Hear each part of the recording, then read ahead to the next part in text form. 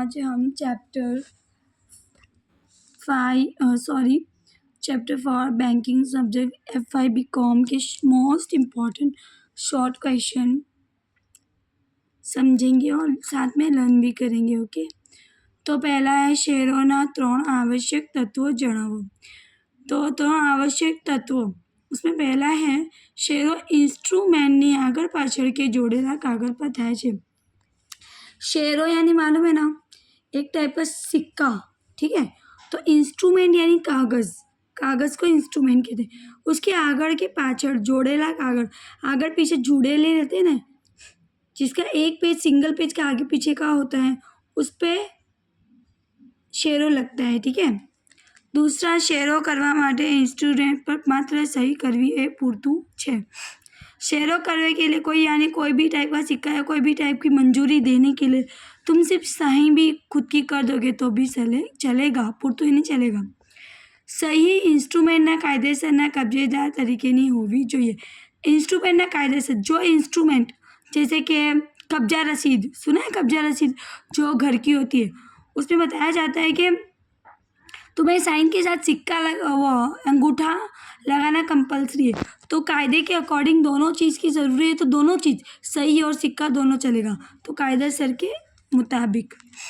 શેરોનો ઉદ્દેશ માલિકી હકની फेरबदली करवाना होवो જોઈએ। શેરોનો उद्देश्य किस में होता है, जैसे कब्जा रसीद या घर हम लोग बेचते हैं तो हाँ सॉरी फॉर डिस्टर्ब जी। શેરોનો ઉદ્દેશ માલિકી હકની फेरबदली करवाना होवो જોઈએ। 2 सेकेंड होल्ड करेगा जी।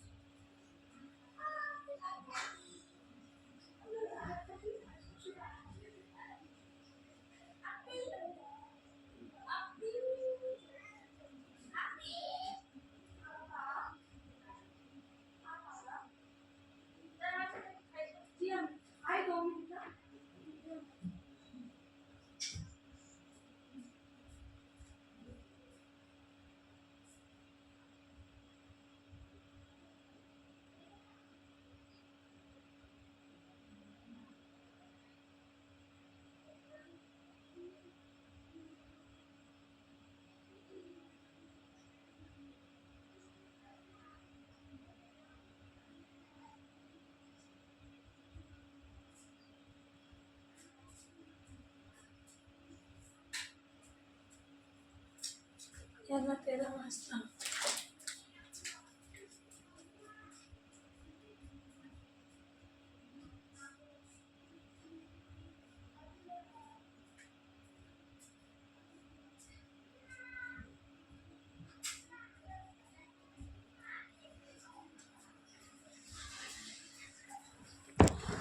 तो शेरो नो उद्देश्य, शेरो करने का उद्देश्य यानी हेतु यानी इंटेंशन यानी इरादा, ठीक है। उसका मालिकी हक, एक जमींदार के हाथ में से जमीन दूसरे हक के पास जाती है और उसे फेरबदली कहते हैं।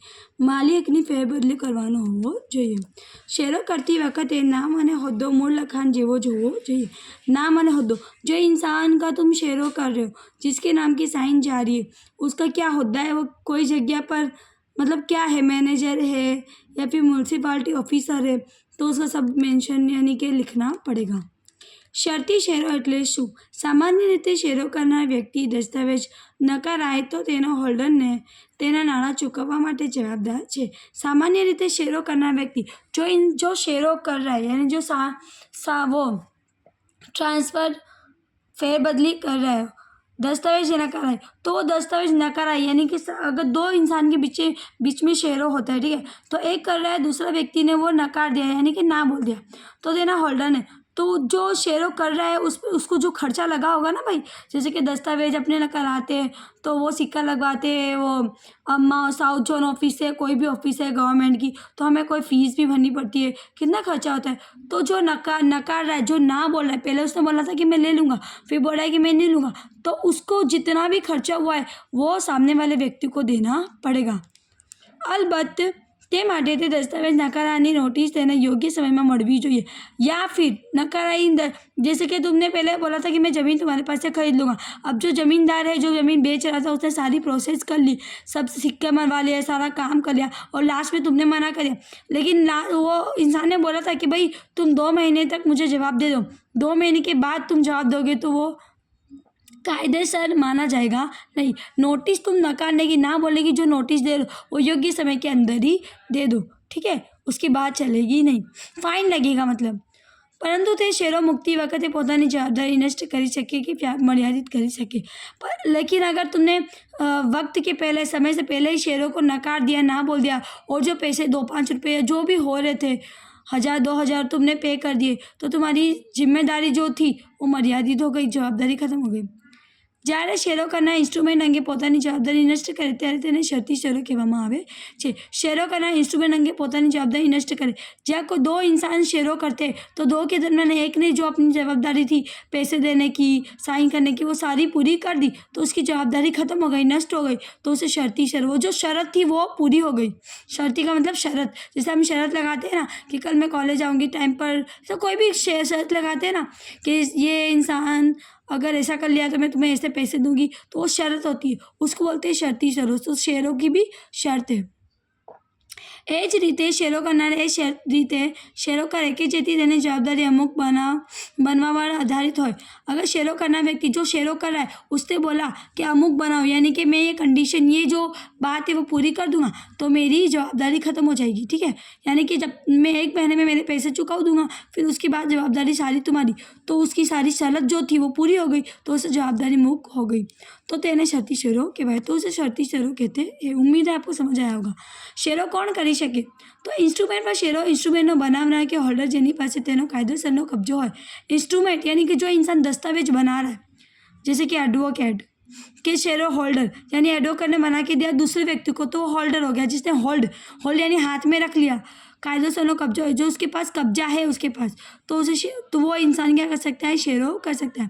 जो इंस्ट्रूमेंट लखनार शेरो करे तो તેને લખનાર તરીકે કરેલી સહી ઉપરાંત બીજી સહી કરવી પડે।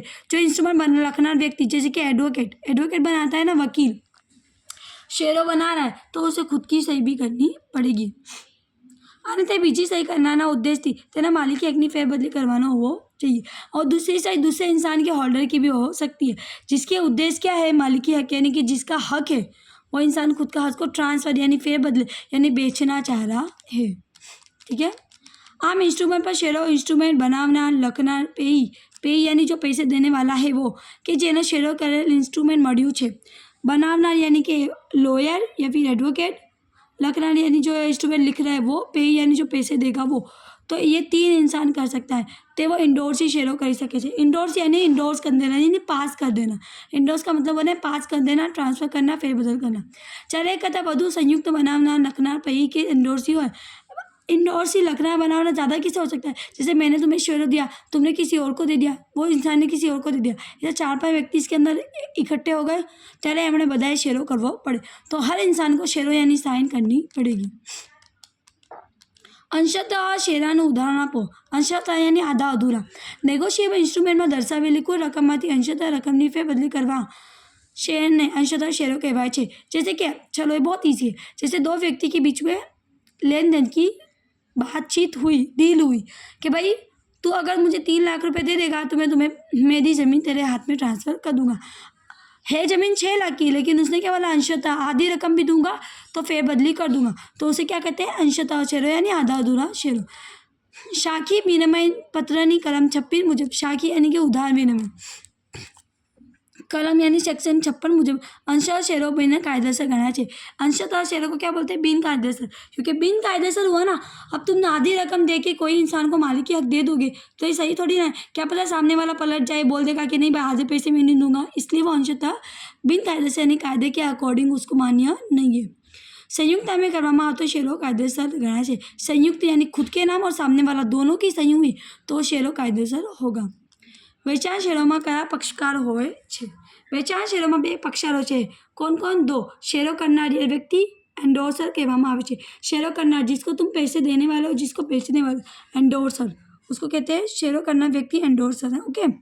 और दूसरा है शेयरों द्वारा जो व्यक्ति दस्तावेज प्राप्त करे, जिसको दस्तावेज मिल रहा है, प्राप्त हो रहा है, તેને એટલે કે જેથી વ્યક્તિ તરફેણમાં શેરો દ્વારા, તરફેણ યાની કે उसके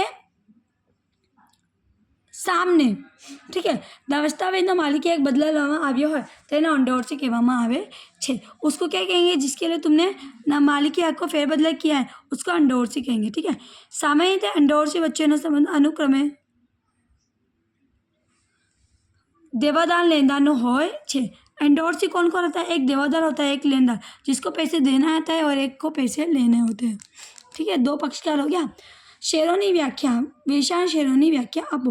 વેચાણ શેરો એટલે નેગોશિયેબલ ઇન્સ્ટ્રુમેન્ટ પર પોતાની સહી કરવી, જેનો ઉદ્દેશ કે તેને આપવામાં आवे तेनो हक मालकियत आपवानो छे। वेचाण शेरो यानी कि बेचने का शेरो, नेगोशिएबल इंस्ट्रूमेंट यानी एक का नाम है।